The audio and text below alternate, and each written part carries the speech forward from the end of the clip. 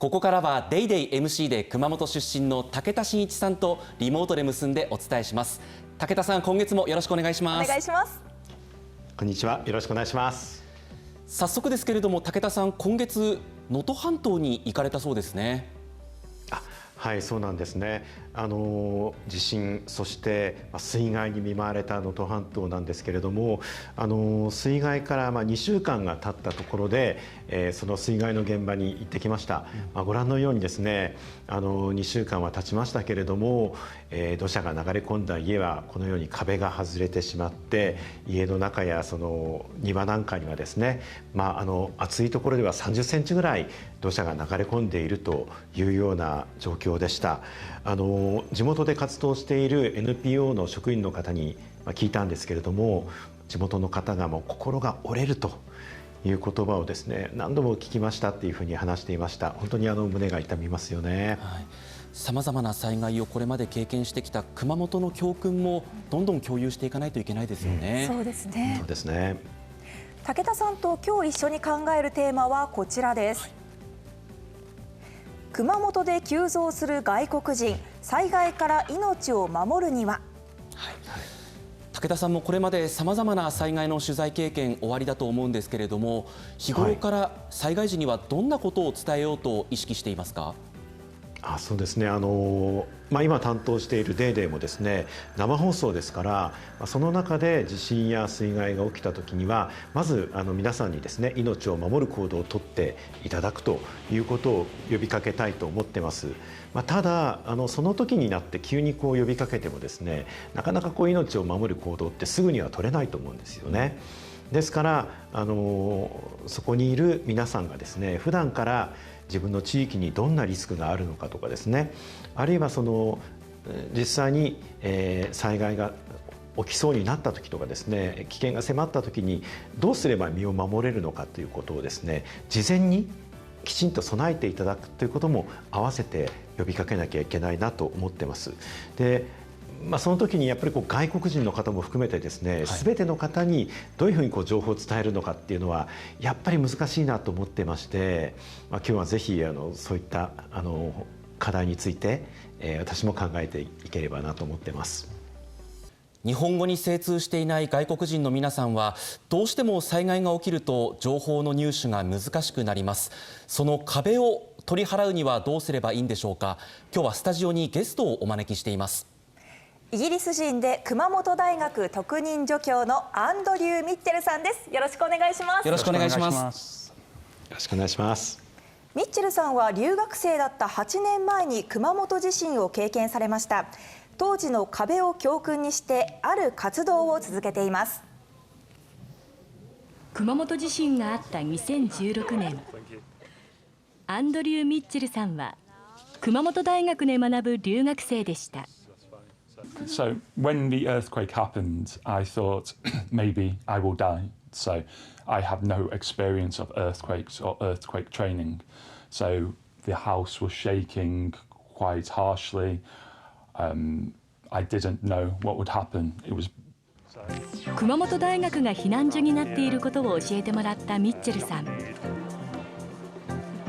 当時は留学生と近所に住む日本人合わせて1000人が。ミッチェルさんにとって最大の壁は日本語でした。all the information was in Japanese, so I can understand the word jishin, but words like hinanjo, I didn't understand. その後、ミッチェルさんは大学の特任教授に。いざという時に困らないように、外国人のための防災を考えるグループを作りました。熊本に住む外国人は昨年末で2万5000人余りで年々増えてきています。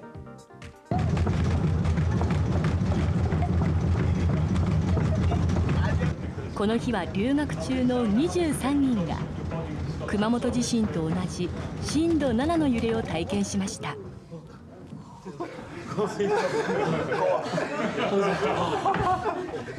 It's really scary to hear all the stories, like it could hit any time. 体験を通じてその侵害の希望なんていうかどれぐらいのひどさがもう直感的に感じることができて準備の方が本格的にした方がいいですよって分かりましたね。言葉や文化の違いから災害の時に壁にぶつからないように日本人一人一人が優しく支える社会が必要です。なるほどね。外国の方の中にはその地震や台風を全然経験したことがないという方もいらっしゃると思いますので、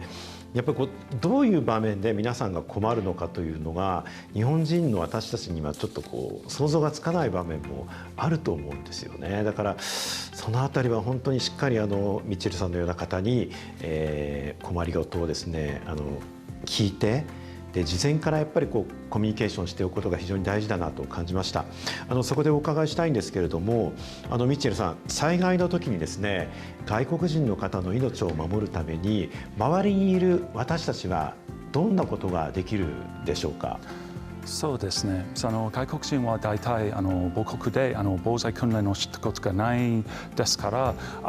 地震の後どうすればいいことが全然わからないんですね。周りの人から正確な情報やスナックとか水をもらった方がいいと思います。でもたくさん日本人は多言語で話す心配があると思いますからジェスチャーでもコミュニケーションできると思います。例えばもし夏だったら脱水になる可能性が高いですね。例えばもし人は脱水かもしれませんがどうやって脱水は英語で言うかな、もしそれが分からなかったらジェスチャーでコミュニケーションできるね。例えば喉がカラカラですか、飲みたいですか、みんなそれが分かると思います。もし英語の能力がなくてもジェスチャーでコミュニケーションできると思います。なるほどね。やっぱりお互いに助けようとか伝えようっていう気持ちがあれば自然とやっぱりジェスチャーやいろんな片言の英語やね日本語でも伝わる時があるんですね。ミッチェルさん、特にですねとはいえ分かりにくい日本語ってどんなものがありますか？そうですね。実は災害の時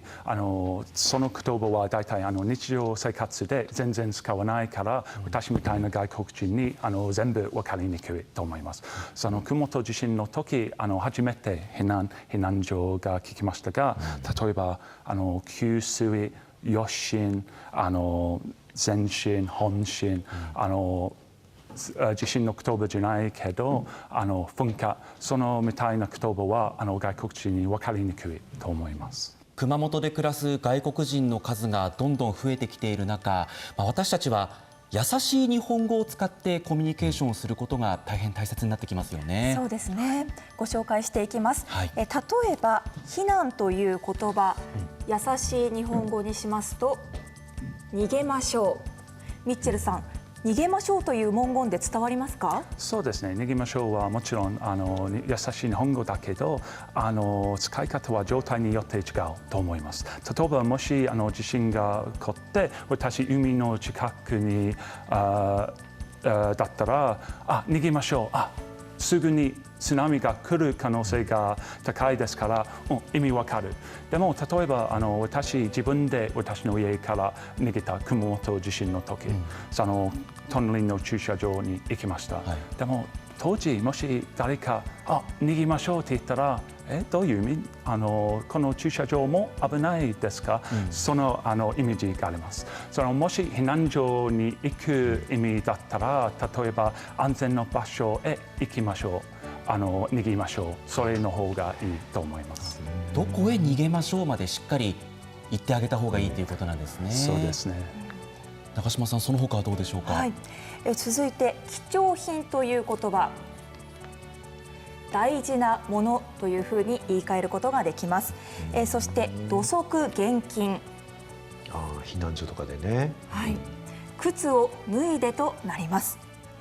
武田さん、9時にならないと開きませんは、どのように武田さんなら言い換えますか？9時にならないと開きません。熊本にいらっしゃる外国人の方ですよね。そうですね。そうですね。だから熊本弁で9時にやらんとあかんばい。あえてそこは方言を使うということなんですね。あえて方言で、熊本の方にならピシャッと伝わるかもしれないですね。ピシャッとね。より優しく伝えるためには9時に開きますなんですね。ミッチェルさん、どんどんシンプルに伝えてあげる。そうですね。開きますは優しい日本語だけど、その動詞がわからない人もいると思いますから、9時からです。それは一番簡単だと思います。9時からですってなるべくシンプルな単語がいいということですけれども、武田さん、この優しい日本語いかがでしょうか？いや、これ確かに大事だなと思いますね。例えば放送でも例えば津波警報が出たりした時に津波避難っていうふうに表示するんじゃなくて津波逃げろっていうふうに画面で表示するようにしてるテレビ局があったりですね、やっぱ優しい日本語でいかに伝えるかっていうのは本当にこのね多様性が重んじられる社会の中ではすごく大事なことだと思いますね。外国の方だけじゃなくて小さい子どもにも分かりやすいと思います。そしてミッチェルさん、日頃からの備えもとても大事だと思うんですけれども、ミッチェルさんはどんな準備をしていますか？そうですね。玄関に私の防災バッグがあります。いろいろな内容があります。例えばもちろん水はとても大事ですから2リットルぐらい入っていて、避難所で食べ物がもらえるけどちょっと時間がかかりますからスナックも入れました。カンドフルーツも。で地震の後みんなちょっとストレスがありますから元気になるようチョコレートも入れました。チョコレート。健康のためアルコール消毒とウェットティッシュも入れました。でもちろん地震の後電気がない可能性が高くてキャッシュレスで支払いできませんね。だから4000円をコインで入っています。最後に地震の時私熊本大学に行きましたがもう体育館は満員でしたから寒くて土に寝ました。土に寝たこともあったんですか？そうですよ。ちょっと大変でした。またそれをまたしないようエアマットレスとアルミブランケットを履いています。武田さん、こうして備えを見ていきますとまさに熊本地震の教訓が生きていますよね。そうですね。特にねその現金とか、あとエアマットレスなかなか本当に経験した方じゃないとわからないと思いますし、ね、やっぱり改めて大事だなと思いますね。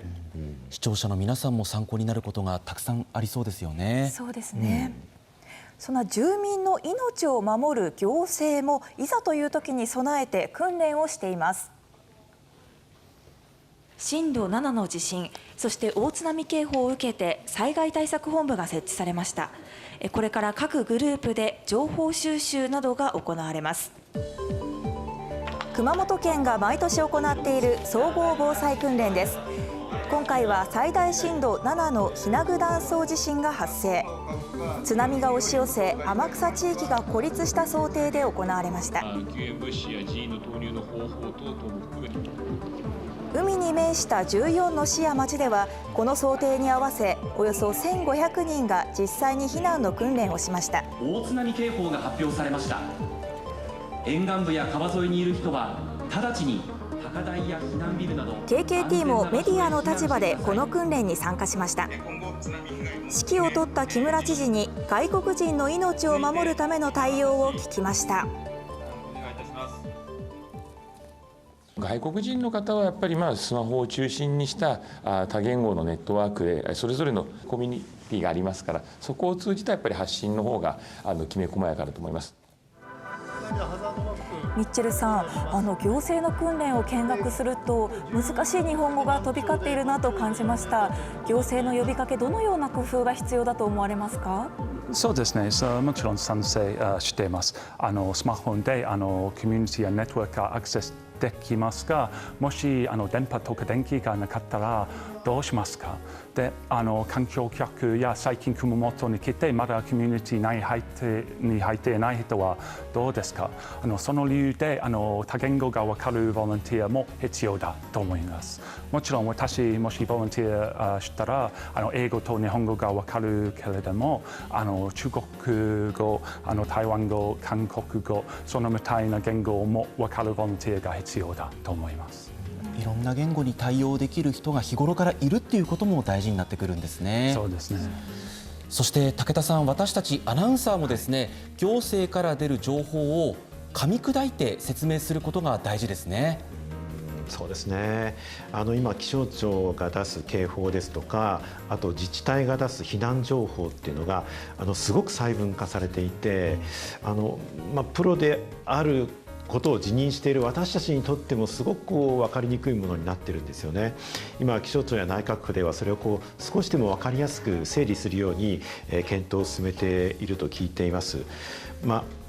そこをどういうふうにただ起こりうる災害に向けてですね伝えていくかということなんですが、一つは色で示すというのはアイデアかなと思ってます。例えば今ご覧いただいているようにこれは自治体が出す避難の情報なんですけれども高齢の方などが避難が必要な場合は赤ですね。それからその地域の皆さん全員が避難する必要がある場合は紫で、もう災害がすぐそこに迫っている、あるいはもうすでに起きているで、そこでできる最大限のことをやってくださいっていう時はもう黒というふうにですね色に分かれてます。でこれ気象庁が発する情報もこの色分けに沿ってるんですね。例えば大雨で言いますと大雨警報や洪水警報は赤で、土砂災害警戒情報というもう一つ強い情報になると紫で、大雨特別警報というね本当に最上級の警報は黒というふうにですね色で統一されてますので、この、リスクの段階がですね、こういった色なんかをですね外国の方に周知していって、例えばスマホとかテレビでいろんな情報が流れた時にもう紫になってたらとにかく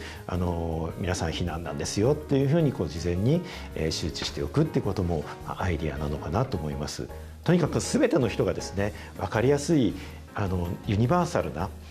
言語であったり色であったりですね、そういったものを工夫していく必要があるんだろうと思います。ここでお知らせです。防災に関するさまざまな団体が集まり、災害への備えについて学ぶことができるイベント、防災国体が10月19日と20日に熊本城ホールや花俣広場一帯で開催されます。日曜のトークセッションには武田さんも参加されますよね。はい、そうなんですね。事前防災という言葉をテーマにして考えていきたいと思ってます。耳慣れない言葉だと思うんですけれども、災害が起きるということを前提にしてその災害への備えを内包するような形で私たちのコミュニティをですねどういうふうに作っていくかというね災害に強いまちづくりなどについて、皆さんで考えていこうと思っています。でその前日の19日にはですね熊本県が主催する、セッションにも私登壇することになってますので、ぜひ皆さんと一緒にですね防災について考えていきたいと思います。武田さんからどのようなお話が聞けるのかすごく楽しみにしています。日曜のトークセッションなんですが、会場での観覧の申し込みはすでに定員に達しています。ただオンラインでも生配信いたします。詳しくは KKT のホームページをご覧ください。